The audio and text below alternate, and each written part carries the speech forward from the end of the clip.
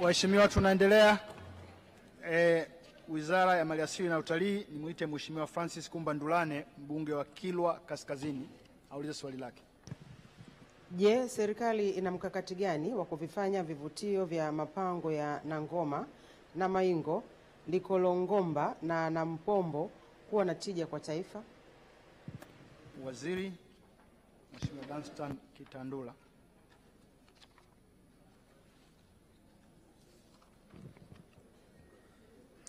Mheshimiwa Mwenyekiti, Wizara kwa kushirikiana na Halmashauri ya Wilaya Kilwa imeanza kutekeleza mikakati mbalimbali ya kuhakikisha vivutio vya mapango ya Nangoma na Mahengo, Likolongomba na Nampombo vinakuwa na tija katika uchumi wa taifa kwa ujumla. Mikakati hiyo ni pamoja na kuanzisha adhimisho la kumbukizi ya vita ya Majimaji ambalo hufanyika mwezi Agosti kila mwaka katika wilaya ya Kilwa kwa lengo la kutangaza vivutio mbalimbali vya Kilwa ikiwemo mapango hayo kwa wadau wa utalii, lakini vile vile washiriki na waandishi wa habari na wananchi wanaotembelea katika eneo hilo. Mheshimiwa Mwenyekiti, matarajio ya wizara ni kuwa jitihada zinazoendelea zitaongeza idadi ya watalii na wageni wanaotembelea maeneo hayo. Hivyo wizara inatoa rai kwa wadau wa sekta ya utalii kuchangamkia fursa ya uwekezaji kwenye shughuli za huduma za utalii katika maeneo haya. Lengo ni kuhakikisha kuwa sekta ya utalii inaendelea kuchangia kwa kiasi kikubwa katika uchumi wa wananchi wa Kilwa na taifa kwa ujumla. Mheshimiwa Francis Ndulane. Asante sana Mheshimiwa Mwenyekiti kwa kunipa nafasi ya kuweza kuuliza maswali mawili ya nyongeza.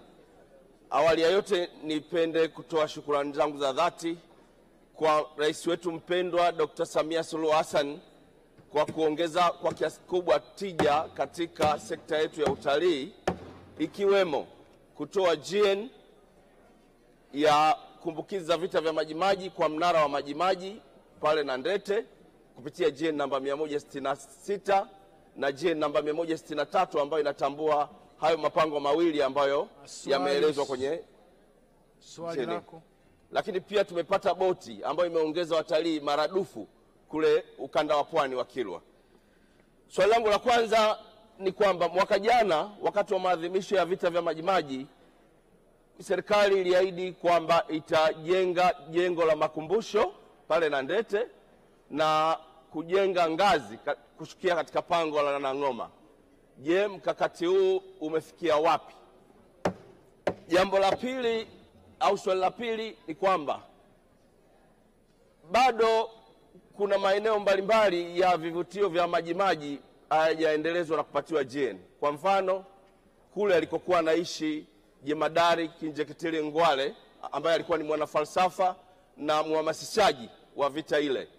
Lakini pia kuna baadhi ya mapango bado hayajapata GN. Je, ni lini serikali itatoa GN kwa hivyo vivutio vilivyobaki? Mheshimiwa Naibu Waziri, majibu ya maswali hayo. Mheshimiwa Mwenyekiti, ni kweli wizara iliahidi kufanya ujenzi katika eneo lile kwa kuweka kituo cha utalii, lakini vile vile kujenga njia za kwenda kwenye mapango. Nataka nimhakikishie Mheshimiwa mbunge, tayari wizara imejipanga kwa ajili ya kukamilisha jambo hilo. Tumekwishatenga bajeti ya kutekeleza miradi hiyo. Kazi inayoendelea sasa ni kukamilisha michoro ya majengo hayo ili kazi iweze kufanyika. Kuhusiana na swali lake la pili, kuhusiana na GN kwenye yale mapango mawili yaliyobakia, lakini vile vile kwenye makazi ambayo Kinjeketile alikuwa akiishi, nataka nimhakikishie kwamba sasa hivi zipo kazi za kukusanya takwimu na taarifa za kiuhifadhi na kiutalii la maeneo hayo. Kazi hii ikikamilika, tunaamini kwamba ikifika mwaka 2026 tangazo hili la maeneo haya litakuwa limetoka. Mheshimiwa Neema Mwandabila, swali